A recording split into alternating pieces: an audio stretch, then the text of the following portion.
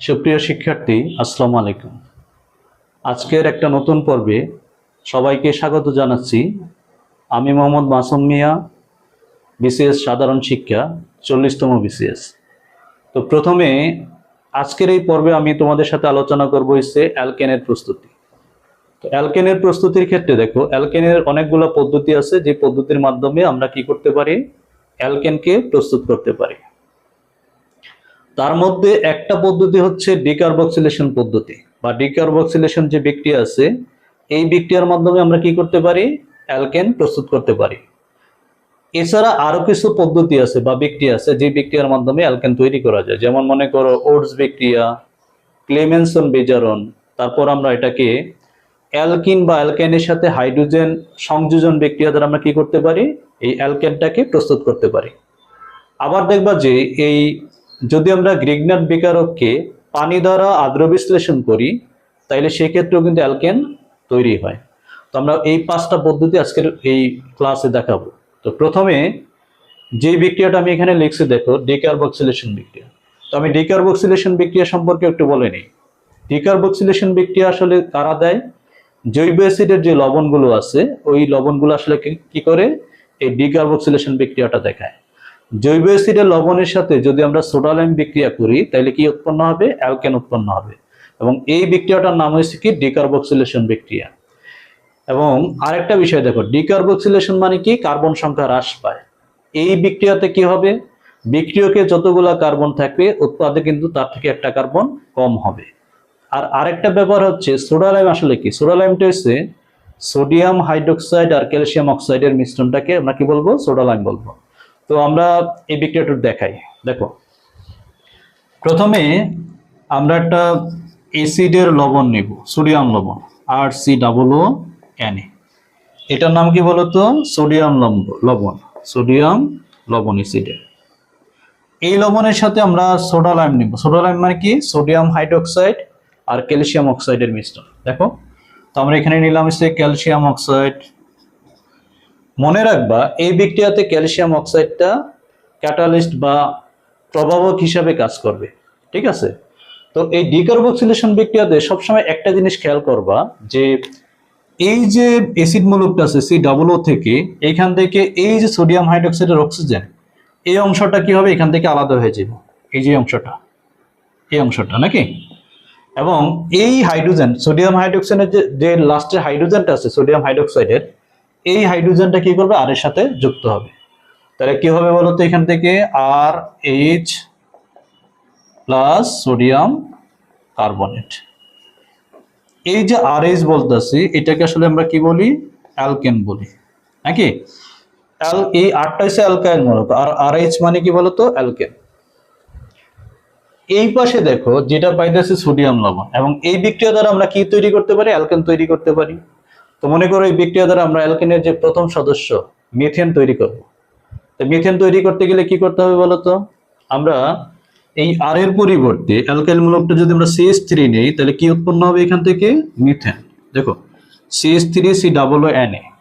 এটার সাথে আমরা সোডিয়াম হাইড্রোক্সাইড নিলাম, এবং সোডিয়াম হাইড্রোক্সাইড নিলে দেখবা যে এই যে ক্যালসিয়াম অক্সাইড, এটা ক্যাটালিস্ট, এখান থেকে কি হবে, COO থেকে এই অক্সিজেন পর্যন্ত বের হয়ে যাইবে।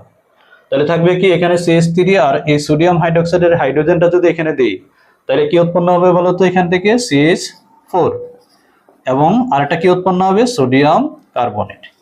এই যে CH4, এটা একটা অ্যালকেন, এবং এটার নাম কি বলতো, এটার নাম হচ্ছে মিথেন। আবার তুমি যদি এখানে সোডিয়াম ইথানয়েটের জায়গায় সোডিয়াম প্রোপানয়েট দাও, মানে আরেকটা কার্বন বাড়ায় দাও, তাহলে এখানে কি উৎপন্ন হবে, ইথেন তৈরি হবে। যেমন দেখো, আমরা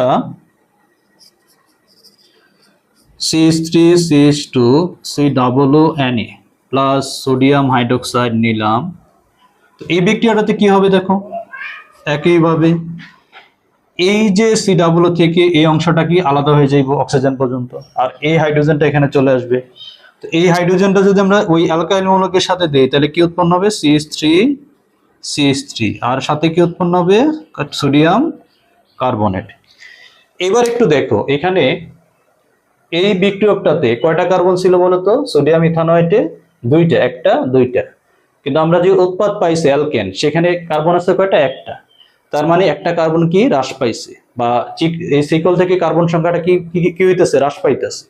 আবার নিচের বিক্রিয়াটাতে দেখো এখানে কয়টা কার্বন আছে? 3টা কার্বন। কিন্তু উৎপাদে কয়টা কার্বন আছে? ইথেনে কয়টা কার্বন? 2টা। তার মানে একটা কার্বন হ্রাস পাইছে।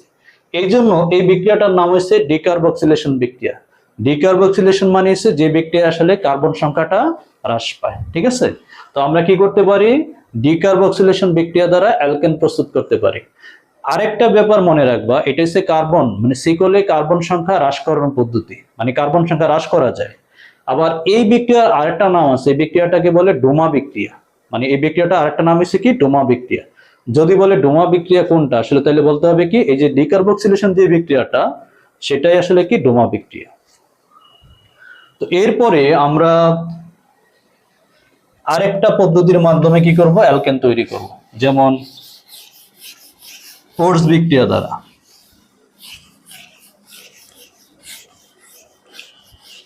2 নম্বর যে প্রস্তুতি সেটা হচ্ছে কি? কোর্স বিক্রিয়া।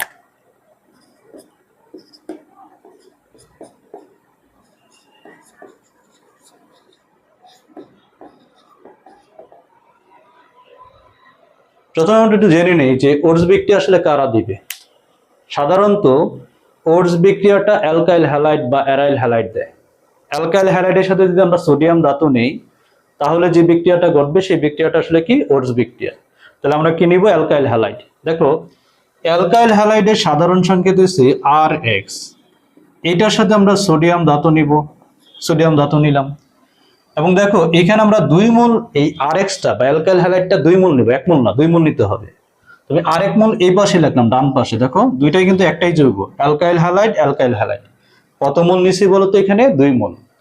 তো এই 2 মোলের সাথে আমি এখানে একটা সোডিয়াম, 2টা সোডিয়াম ধাতু নিলাম, এবং এই বিক্রিয়াটা আমরা শুষ্ক ইথারের উপস্থিতিতে এই বিক্রিয়াটা সম্পন্ন করি। কেন? কারণটা হচ্ছে সোডিয়াম ধাতু হচ্ছে খুবই সক্রিয় একটা ধাতু। সোডিয়াম ধাতুটাকে যদি আমরা বায়ুমণ্ডলে রাখি সাধারণ অবস্থায়, তাহলে সে কি করবে? বায়ুমণ্ডলের যে উপাদানগুলো আছে অক্সিজেন বা জলীয় বাষ্পের সাথে বিক্রিয়া করে কি উৎপন্ন করবে? সোডিয়াম অক্সাইড বা সোডিয়াম কার্বনেট উৎপন্ন করবে। তো আমরা কি করব? এই জন্য সোডিয়াম ধাতুটাকে এমন একটা মাধ্যমে রাখবো যে মাধ্যমে আসলে সোডিয়াম ধাতুটা কারোর সাথে বিক্রিয়া করতে পারে না, যেমন সেরকম একটা মাধ্যম হচ্ছে কি? শুষ্ক ইথার। তো আমরা দেখো সোডিয়াম ধাতু নিলাম, আর কি নিলাম? Alkyl halide. এই যৌগটার নাম হচ্ছে কি? অ্যালকাইল।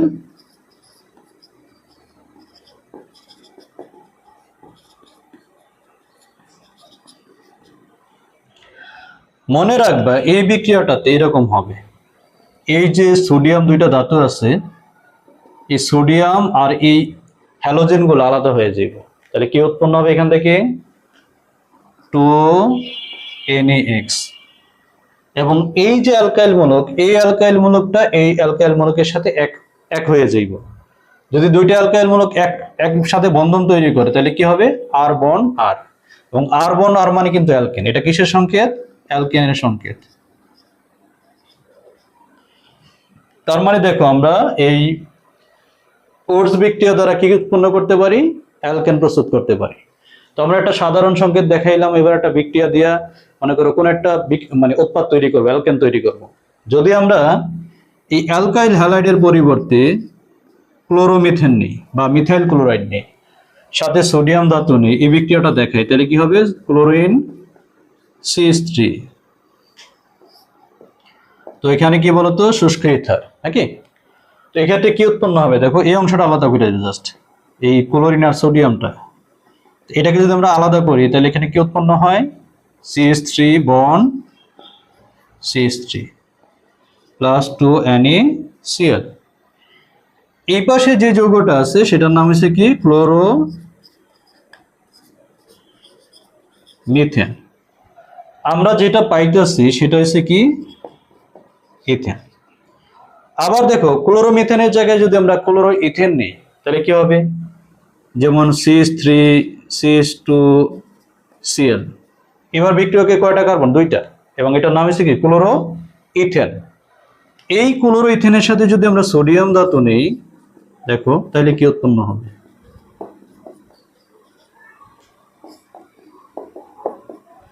তাহলে উৎপন্ন হবে CH3,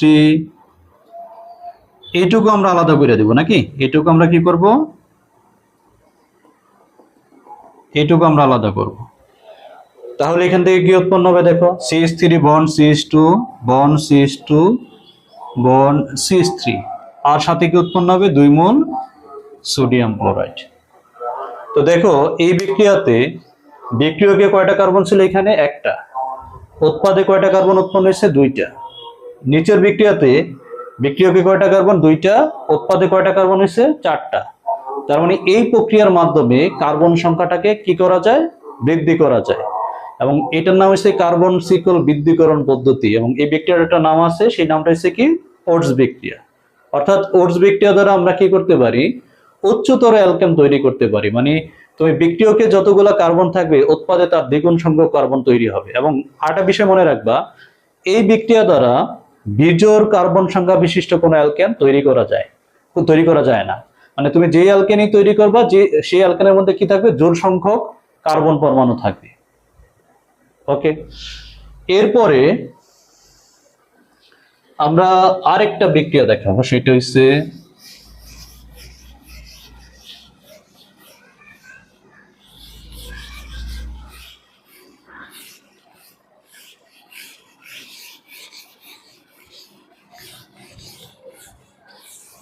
আরেকটা বিক্রিয়ার মাধ্যমে আমরা অ্যালকেন তৈরি দেখাবো। সেই বিক্রিয়াটা হচ্ছে, লেখো 3 নম্বর, সরি,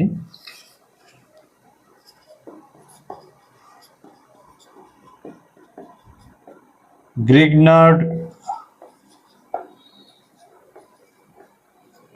বিকারক হতে। গ্রিগনার্ড বিকারক কি দেখো, RMgX, এটাকে কি বলে, গ্রিগনার্ড বিকারক। এই যে গ্রিগনার্ড বিকারকটা আছে, অ্যালকাইল ম্যাগনেসিয়াম হ্যালাইড, এই গ্রিগনার্ড বিকারককে যদি আমরা পানি দ্বারা আদ্র বিশ্লেষণ করি, তাহলে কি পাবো, অ্যালকেন পাবো। যেমন মনে করো আমরা লিখলাম RMgX, এটা আমরা পানি দ্বারা কি করলাম, আদ্র বিশ্লেষণ করলাম। তো দেখো পানিতে কিন্তু এই হাইড্রোজেনটা হচ্ছে কি পজিটিভ, আর এই হাইড্রোক্সি মূলকটা হচ্ছে কি নেগেটিভ।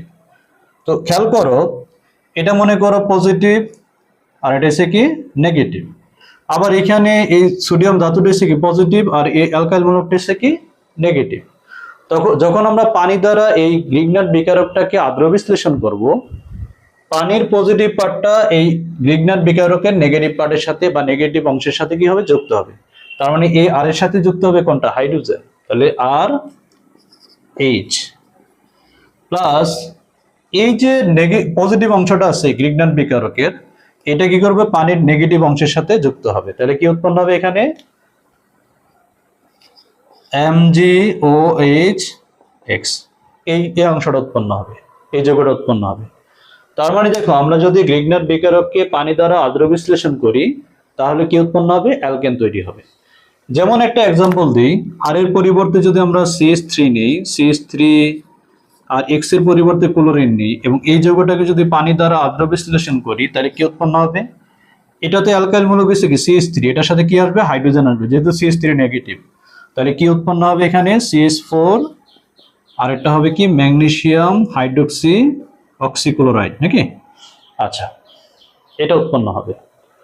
একইভাবে যদি আমরা এই বিক্রিয়া দ্বারা ইথেন তৈরি করতে চাই, তাহলে এখানে অ্যালকাইল মূলকের পরিবর্তে কি নিব, ইথাইল মূলক CH3 CH2 MgCl, এবং এটাকে পানি দ্বারা আদ্র বিশ্লেষণ করলে কি হবে, পানির হাইড্রোজেনটা অ্যালকাইল মূলকের সাথে যুক্ত হবে, অর্থাৎ এখান থেকে উৎপন্ন হবে CH3,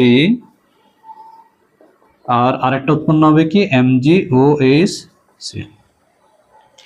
তো এটা হচ্ছে কি বলতো 3 নম্বর পদ্ধতি।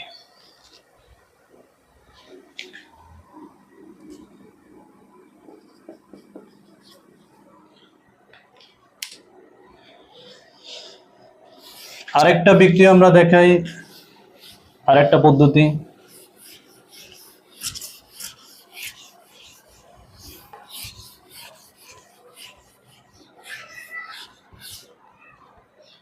এবার যেটা দেখাবো সেটা হচ্ছে 4 নম্বর পদ্ধতি, অ্যালকিন বা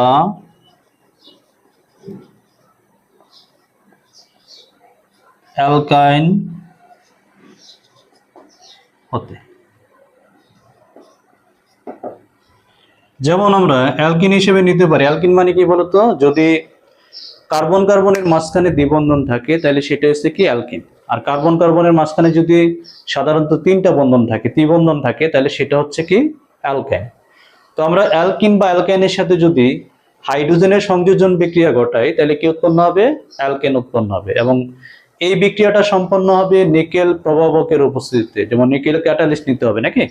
তো আমরা যেমন মনে করো একটা অ্যালকিন নিলাম, CH2 ডাবল বন্ড CH2, এটার সাথে আমরা হাইড্রোজেন নিলাম। তো হাইড্রোজেন নিলে দেখো এখানে একটা ক্যাটালিস্ট নিলাম হচ্ছে নিকেল, এবং তাপমাত্রাটা হচ্ছে কত? 180 থেকে 200 ডিগ্রি সেন্টিগ্রেড। তো দেখো এখানে কিন্তু অ্যালকিনে কিন্তু কার্বন কার্বনের মাঝখানে দুইটা বন্ধন আছে, একটা হচ্ছে কি পাই বন্ধন, এবং পাই বন্ধনটা খুবই দুর্বল বন্ধন, এবং পাই বন্ধন থাকলে তারা কি বিক্রিয়া দেখায়? সংযোজন বিক্রিয়া দেখায়। তো এই হাইড্রোজেনটা কি করবে? অ্যালকিনের সাথে সংযোজন বিক্রিয়া দেখাবে। এখন প্রশ্ন হচ্ছে সংযোজন বিক্রিয়াটা আসলে কি? সংযোজন বিক্রিয়া মানে যে বিক্রিয়ায় দুই বা ততোধিক যৌগ যুক্ত হয়ে একটা যৌগ উৎপন্ন করে। তার মানে দেখো এই যে দুইটা হাইড্রোজেন আছে, এই দুইটা হাইড্রোজেন কি করবে?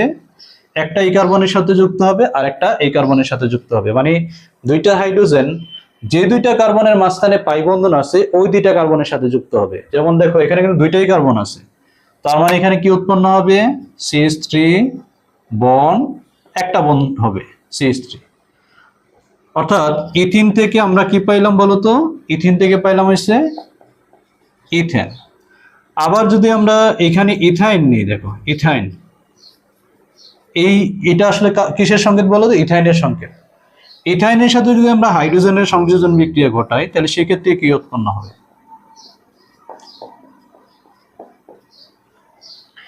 এক্ষেত্রে দেখো দুইটা কার্বনের সাথে কিন্তু দুইটা পাই বন্ধন আছে, মানে মাঝখানে যেহেতু দুইটা পাই বন্ধন আছে অর্থাৎ ওই দুইটা কার্বনে দুইটা করে হাইড্রোজেন যুক্ত হবে।